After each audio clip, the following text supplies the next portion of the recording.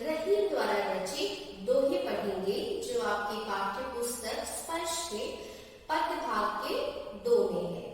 तो बच्चों, पिछली पाठ में हमने रहीम के बारे में जाना था। आज दोहे से शुरू करते हैं।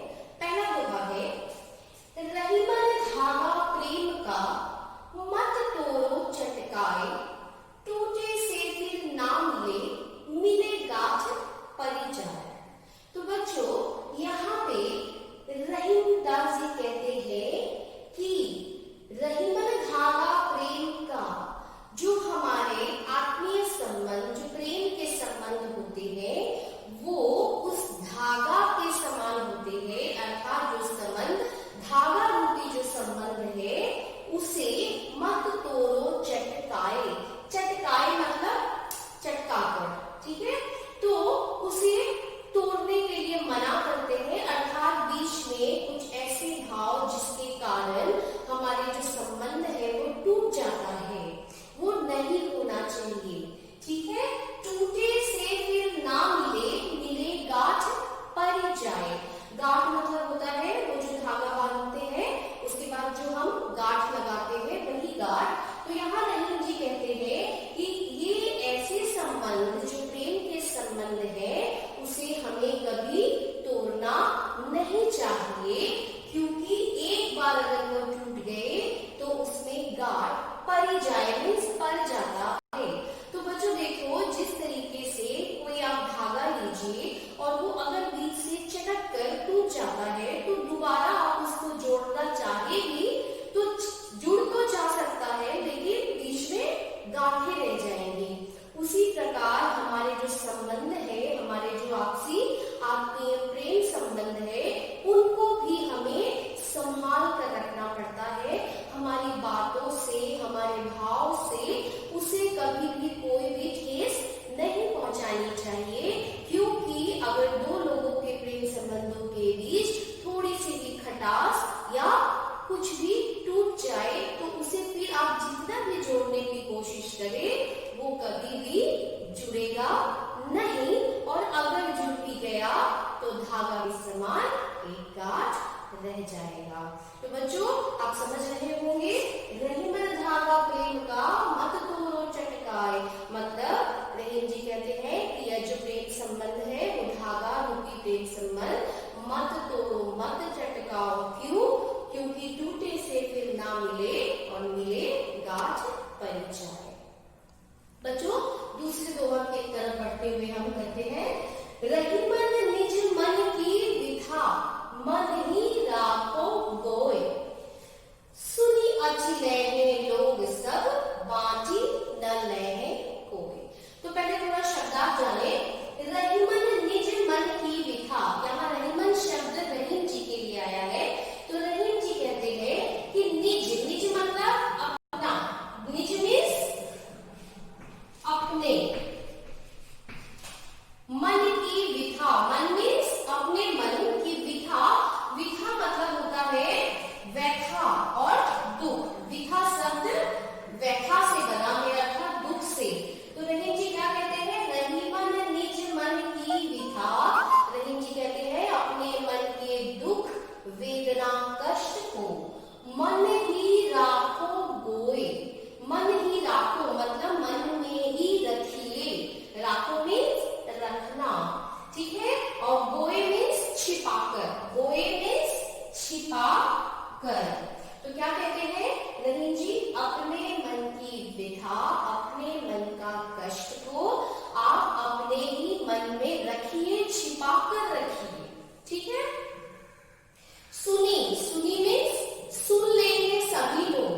अच्छी लेने का अर्थ होता है मजाक उड़ाना, या उसका मजाक उड़ाते हैं। जब कभी क्या होता है, आप अगर किसी के मन की बात को सुन लेते हैं या कोई आपसे अपनी मन की बात को आप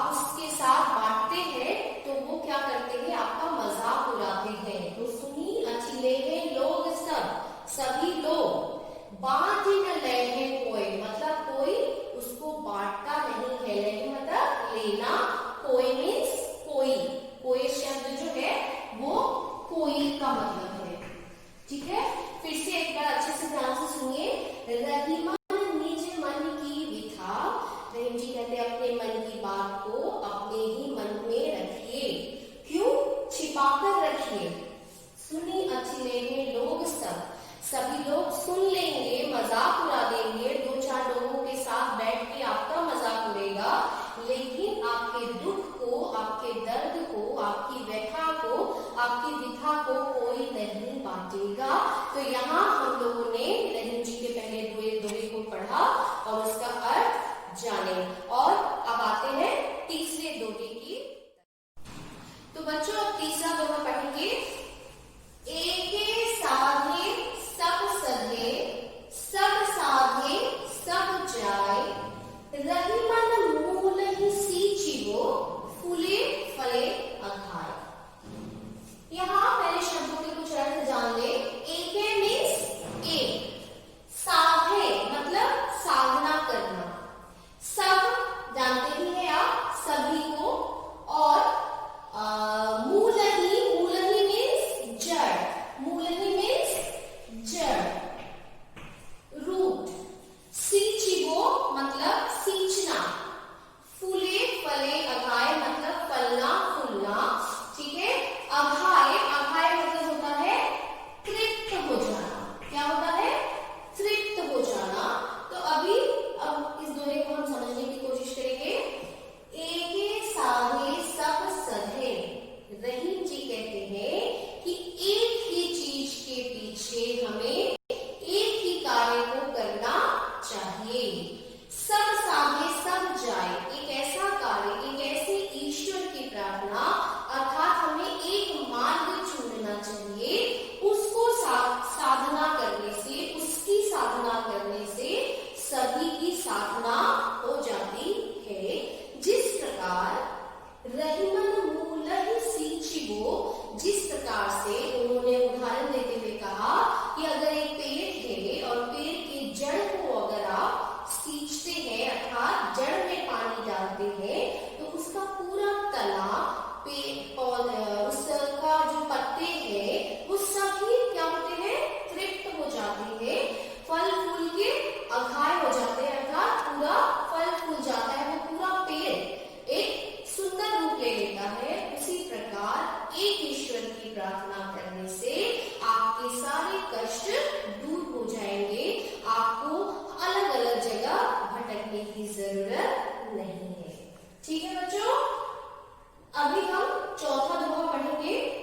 चित्रकूट में रमी रहे, रहीमन अवध नरेश, जाकर विपदा परत है, सो आवत यह देश। चलिए इसके भी कुछ शब्दों के अर्थ जाने। चित्रकूट, आपको पता है कि जब अयोध्या नरेश राम पे विपदा पड़ी थी, विपत्ति पड़ी थी, तो उन्होंने कहाँ शरण लिया था? चित्रकूट नामक जगह में। तो चित्रकूट में रमी रहे, रहीमन अवध नरेश, अवध नरेश मीन्स राजा राम, जाकर विपदा, विपदा मीन्स विपत्ति, ठीक है। आवत मीन्स आना, और देश का तात्पर्य किसी भी देश से है। तो चलिए फिर से इसको समझे। चित्रकूट में रमी रहे, रहीमन अवध नरेश, जिस प्रकार राजा राम पे विपत्ति पड़ी थी, विपदा पड़ी थी, तो उन्होंने चित्रकूट का शरण लिया। उसी प्रकार जाकर जिसके ऊपर भी विपदा पड़ती है वो कहाँ आता है? चित्रकूट नामक जगह में आता है। तो बच्चों इस दोहे में रहीम जी चित्रकूट की विशेषता बताते हैं कि चित्रकूट एक ऐसा जगह है, एक ऐसी शांत प्रिय जगह है, एक सुंदर तपोवन है, जहाँ लोग विपदा पड़ने पर, मुसीबत पड़ने पर शरण लेने आते हैं। ठीक है, अभी हम पांचवा दोहा भी पढ़े। दीर्घ दोहा अर्थ के आखर थोड़े आही, ज्यो रहीम नट कुंडली, सिमट कुदी चढ़ी जाए। तो बच्चों यहाँ पर दीर्घ, दीर्घ मीन्स होता है लंबा, दीर्घ आपने सुना होगा ना, तो दीर्घ शब्द से बना है दीर्घ। दोहा, दोहा जो एक छोटा सा छंद होता है। अर्थ, अर्थ मीन्स अर्थ। आखर मीन्स अक्षर, ठीक है। थोड़े मीन्स थोड़ा, आही मीन्स होना। ज्यो रहीम नट कुंडली, ये नट कुंडली जो नौटंकी वाले होते हैं, जो करतब दिखाते हैं, तो उनका जो एक चक्र के समान ऐसा होता है, उसके बारे में बोल रहे हैं। कुंडली, सिमटी मीन्स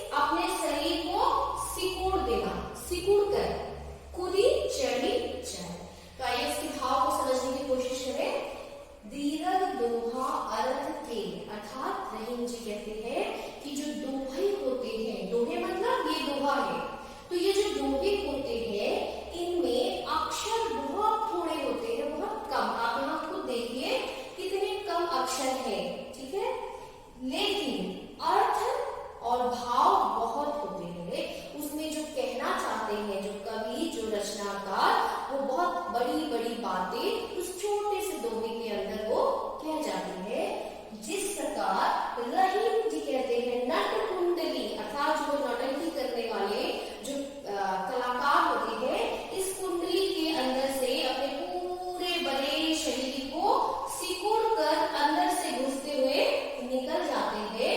सिमटी कुदी चढ़ जाए, अर्थात अपने शरीर को यूं सिकुड़ कर वो अंदर से निकल के चले जाते हैं। उसी प्रकार थोड़े से दोहे जो अक्षर है वो बड़े बड़े भावों को बता के हमें पूरे जीवन का सबक सिखा के चले जाते हैं।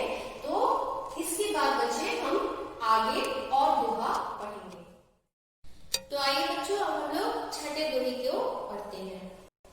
धनी रहीम जल पंक को लघु जिय पियत अघाय, उदति बड़ाई कौन है जगत पियासो जाए। इन पंक्तियों में रहीम जी कहना चाहते हैं, पहले शब्दों के कुछ अर्थ जान ले। धनी मतलब जिसके पास धन ज्यादा है, जिसके पास पैसा ज्यादा है। पंक, पंक मीन्स कीचड़, लघु मीन्स छोटा, और जिय, जिय मीन्स जीव, जिय मीन्स जीव। पियत मीन्स पीना, अघाय मीन्स तृप्त होना, और उदति, उदति मीन्स समुद्र, उदति मीन्स समुद्र। बड़ाई मीन्स किसी की गुणगान करना, और जगत मीन्स संसार, और पियासा, पियासा मीन्स प्यासा। तो आइए अब इनके भाव को जानते हैं। धनी रहीम जल पंक को, यहाँ रहीम जी पंक के जल अर्थात कीचड़ के पानी को ज्यादा धनी, ज्यादा मूल्यवान मानते हैं। क्यों?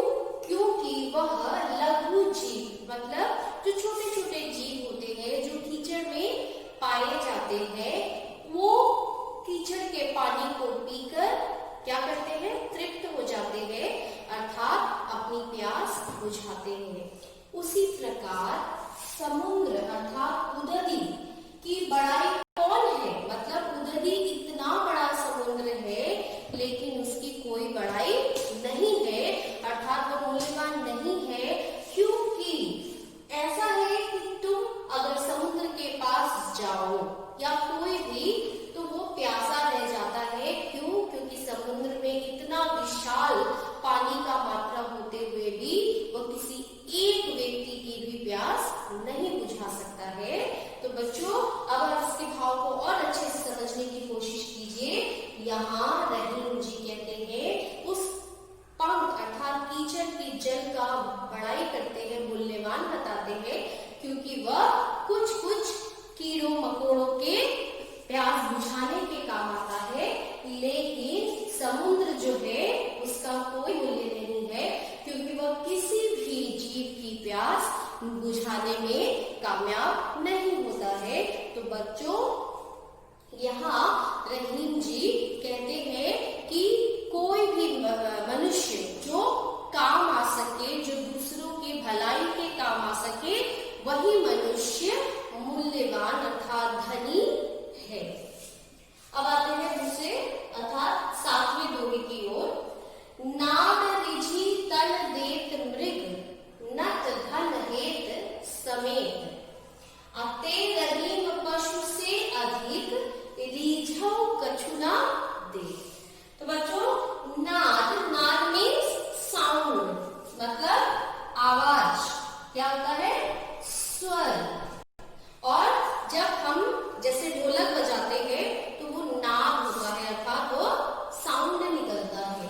तो यहाँ कह रहे हैं मृग, मृग मीन्स हिरन के बारे में बोलते हैं कि हिरन भी जब स्वर सुनता है तो पूरे जंगल में नाचते नाचते रीझ कर मतलब खुश होकर अपने शरीर को त्याग देता है।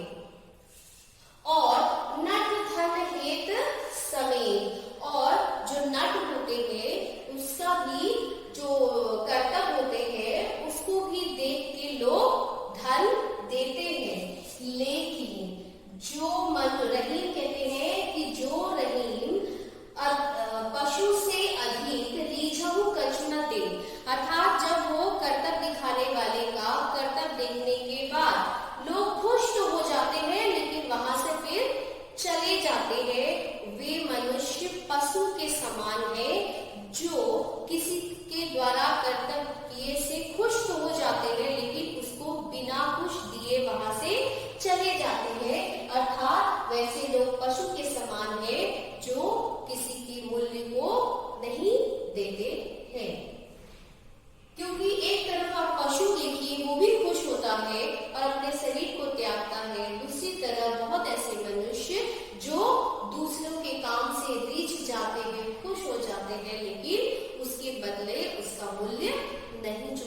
हैं। तो यहाँ रहीम जी कहते हैं कि अगर आप किसी के काम से खुश है तो उसका मूल्य चुकाना चाहिए। अभी 8वें दोहे की तरफ बढ़ते हैं। बिगड़ी बात बने नहीं, लाख करो किन कोय, और रही मन फाटे दूध को, मथे न माखन होए। तो बच्चों आपको यहाँ समझ में आ रहा होगा, बिगड़ी मीन्स जो बात बिगड़ जाती है, हम उसको लाख उपाय करें लेकिन ठीक नहीं कर सकते हैं। ये दोहा कुछ पहले दोहा से मिलता है।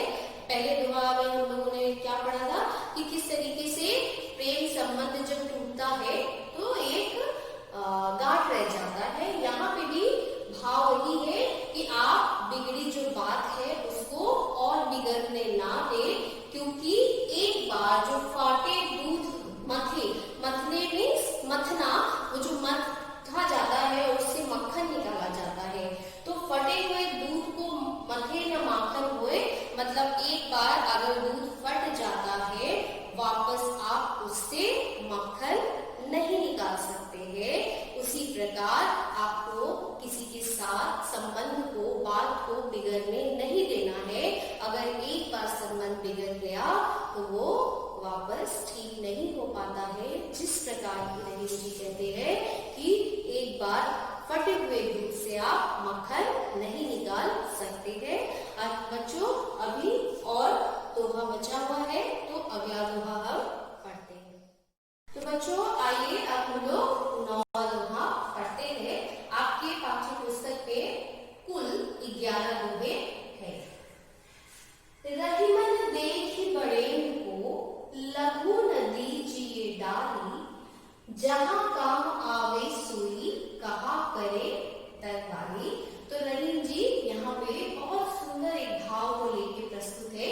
तो बच्चों ध्यान से सुनिएगा कि रहीम जी कहते हैं कि बड़े अर्थात बड़ा, ठीक है, और लघु मीन्स छोटा।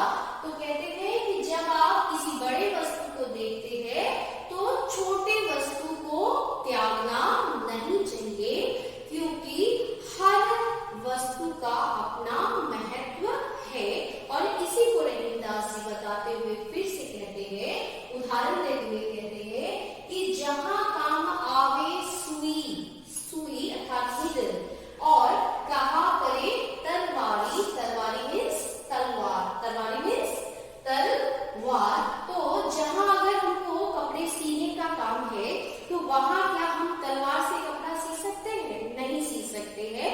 वहां तो वो छोटी सी सुई ही हमारे काम आ सकती है। अर्थात इस दोहे के द्वारा रहीम जी कहते हैं कि हर एक वस्तु का महत्व होता है, हर एक वस्तु का अपना काम होता है। तो हमें कभी भी किसी भी वस्तु को त्यागना या किसी भी वस्तु को किसी बड़े वस्तु के सामने छोटा नहीं समझना चाहिए। बच्चों अंतिम जो दो दोहा है उसको देखिए। रहीमन निज संपत्ति बिना, को न विपत्ति सहाय, अबिन पानी जीव जलज को, नहीं रवि सके बचाए। इस दोहे के द्वारा